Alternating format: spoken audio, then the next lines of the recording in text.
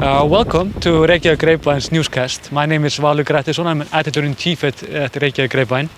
This, of course, is Polly, my chief of morale officers.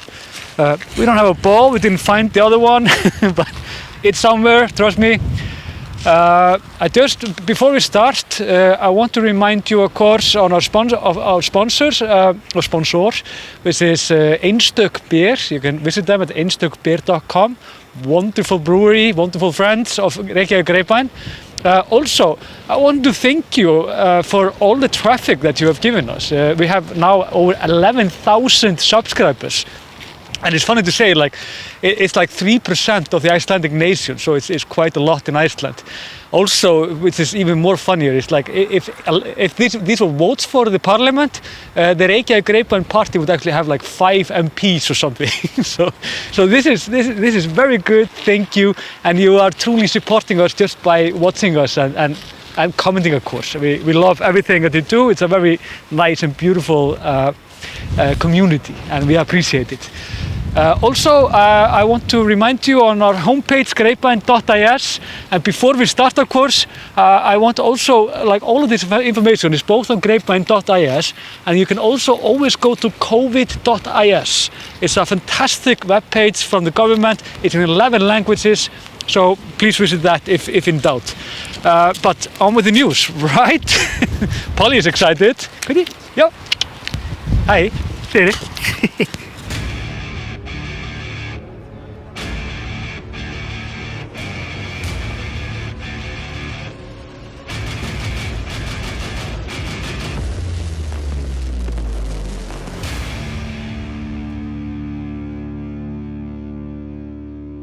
We're going to start with huge news. I told you on Monday that the Schengen Area will be absolutely closed for those that are not within the area.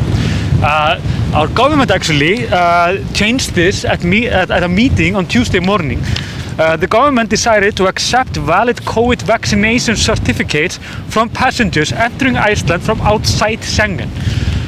This is interesting because the EU has this odd rule. We have to say that the people within the Schengen area that get vaccinated, they can come to Iceland and no problems.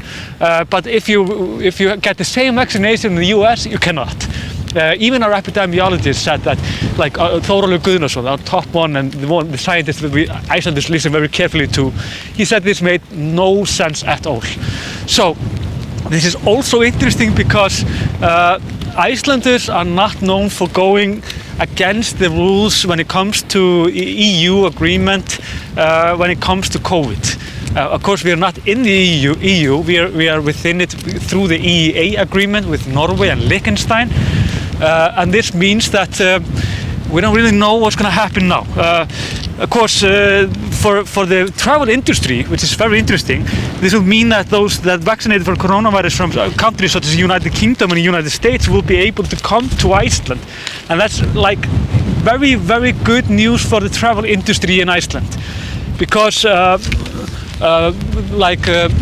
the combination of tourists in Iceland are more or less Americans, the people from the UK, and Germans, and finally the Chinese tourists that are very, very much in Iceland in the winter time. She really wants to play. I don't have a ball for you, man. This is just heartbreaking, but she will find something to do. Yes, so this announcement was made by Áslaug Arna Sigurbjörnsdóttir. She's our Minister of Justice. And to report this after the meeting between the government officials, according to Áslaug, this will take effect this week. Also, if you've been vaccinated, you don't have to undergo a PCR test on the borders, and you don't have to quarantine. So this is very, very good news for all of you that want to visit Iceland and thought that your summer was ruined. So.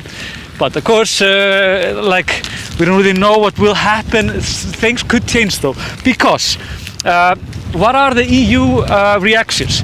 We have none yet, but there is an idea circulating. We could say that we are afraid that if Iceland will do this, the reaction would be that Iceland would be the EU would basically take Iceland out of the Schengen area for now. Because of this, that means that Icelanders would not be able to travel, which could be a political mess. So we don't really know what the effect will actually be. And just to tell you where I am actually, I never told that. We're actually here at the international airport. This is more or less the slowest company that's happening right now in Iceland. This is in Reykjanesbær, and also not that far from the possible volcano eruption, which we're gonna go to Vogar now.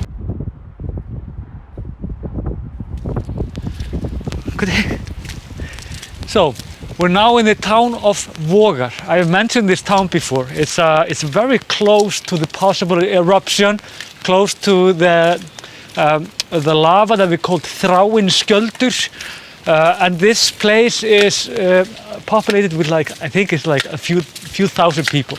Could be 2,000 or 3,000. It's not much bigger than that. They have now an evacuation plan. If the eruption will go off in Fagradalsfjall, that means that the lava could possibly flow over here and threaten the people that live here.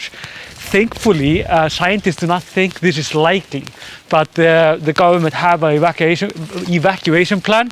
So if you live here and you speak English, not Icelandic, you can always go to the homepage almannavarnir.is and find everything about it right there.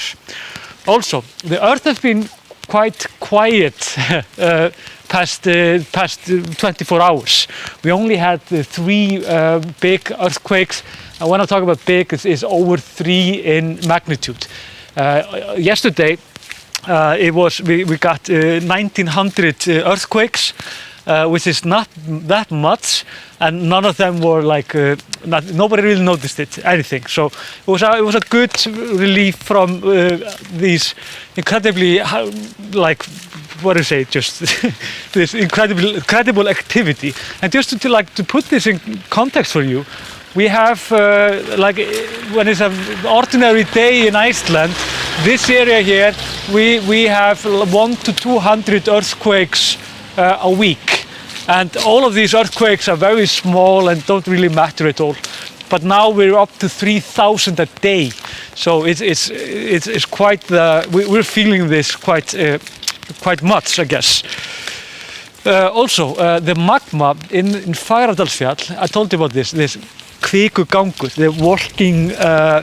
the walking magma, but there was an Icelander that corrected me. It's probably better to say the magma corridor.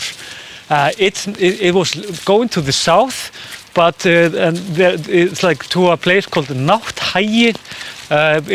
There's a desolated lava basically, but thankfully it's going back, because the more south it goes, the closer it is to Grindavík, another town. We visited that before.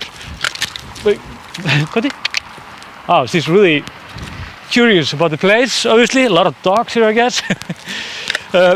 Yeah, so it means that the eruption is going back, but it's still more likely that it will erupt in the south end of the magma. And the magma is now is around 5 kilometers long, the possible eruption, where the fish eruption would come out of. And if it comes out in the south, it will probably not be in Nátthagi anymore, but in the northeast of Fagradalsfjall. The only thing you need to remember here is that the mountain is called Fagradalsfjall, and that's the volcanic system, one of 5 in Reykjanes Peninsula.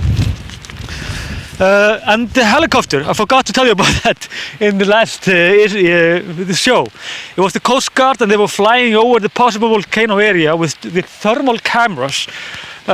Not much came out of it, except of course that it's shifting back to the original place that it was. What we know now is the magma is just it's traveling quite fast between places. Some of it has already gone cold, but a new one comes up as it goes, and it doesn't really mean that. We are still there's the highest alert that you can have when it comes to this volcano, so it doesn't change anything at all, actually. So The volcano is basically not here yet, thankfully. We think it will come in perhaps weeks, but it's also a possibility that it would just go cold and we won't see it for 50 years. You never actually know about these things. So, but I wanted to end this in about telling you about the heat wave. It's actually a heat wave here right now. I know it's hard to believe. So it goes. This nice weather is complementary from the weather system around Ireland. According to the Met Office, our cousins in Ireland are sending us warm wind with a dash of moist.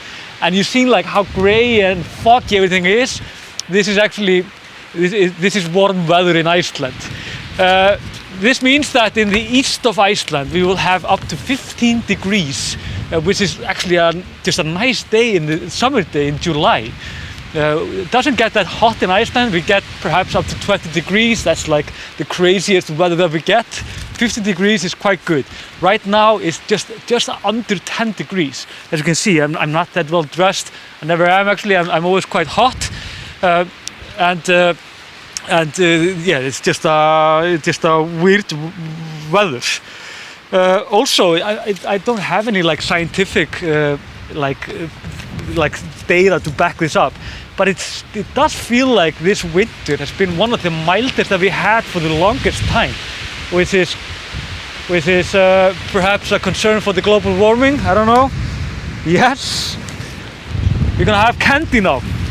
Of course, Polly can't have this. This is actually quite funny. It's like we only took it with us because it reminds a little bit on a volcano, right? Like black and burnt. This is Omnop. I don't know if you saw the Zac Efron's Netflix show. He was talking about Omnop, and it was absolutely brilliant show. These guys, they make their own chocolate in Reykjavik, not far from us, where our office is. And I love this chocolate. We buy this all the time. You can even have it in Bonus, which is our like cheapest store in Reykjavik.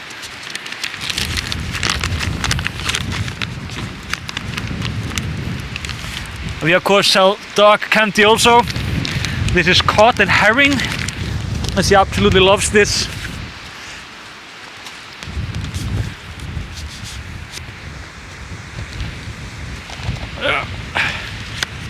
One chocolate art. Wow, check it out. Also, I love the design thing. How they designed this. It's really beautiful. But let's check it out. There are other versions of this that I love more. I haven't tried this before. Art.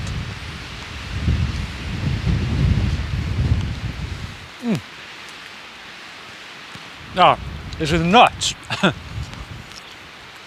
If you have a nut allergy, you should Google this before. So, this is it for us today at the Reykjavik Newscast. Please like and subscribe if you like it.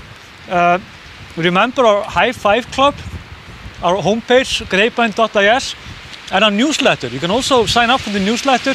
You can get all of this instead of, we can send you the email with this, and yeah, it's brilliant. Until next time, see you then, and yeah, if you're in Iceland, enjoy the wonderful heat wave that is going on right now. See you then.